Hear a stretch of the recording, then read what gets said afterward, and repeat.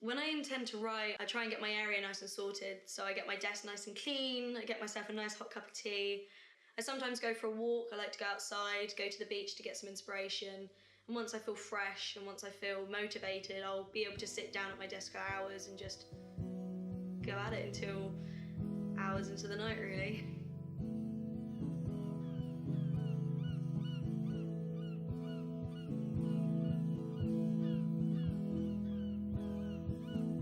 My name's Emily Priest and I'm a freelance writer. I first started writing when I was 10.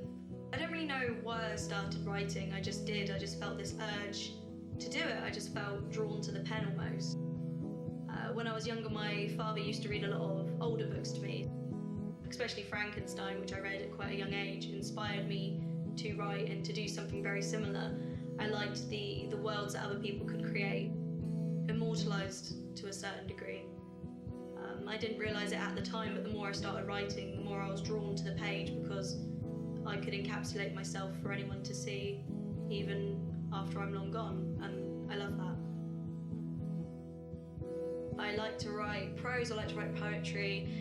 It's a conduit to reach someone else and be your true self, especially in my poetry that's very raw and honest and almost bleeding.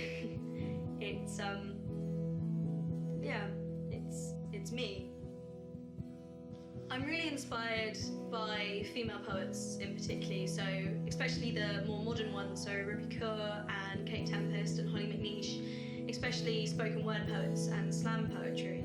I think that draws into the sense that when I was younger I was quite a quiet child, and seeing people so confident and outspoken and so real really inspired me to do the same. I try to open up to people. Who I am and ask if you will buy me. Watch me as I become something to consume, to become corrupt by you. For if I am not meat, then what am I?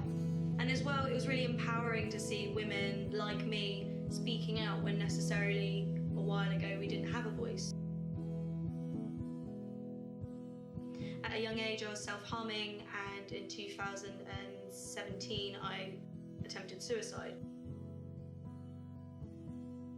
Battling that has become one of my biggest challenges, but writing has helped that. It allows you to vent, it allows you to have a form of catharsis that you necessarily wouldn't have. So I can write my feelings on a page and not be judged. I can write myself on a page and find peace and tranquility.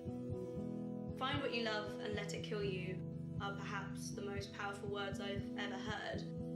I even have it tattooed on my arm. I'd rather live a life where I am driven by my writing, by what makes my heart pound, than to be living a life full of regret and fear and anxiety. I moved to Portsmouth from Southampton, which is probably not the best choice, I know, considering the rivalry, but I was always drawn to sunny Southsea. I love the sea and I love the people, and the city had a certain colour about it, a certain life and a certain energy, and I loved that.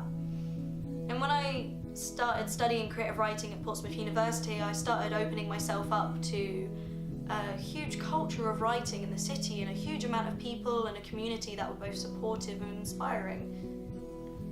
And as well, Portsmouth is such an inspiring place too. There's so much going on here, there's so much history, and it's got such a great writing background too.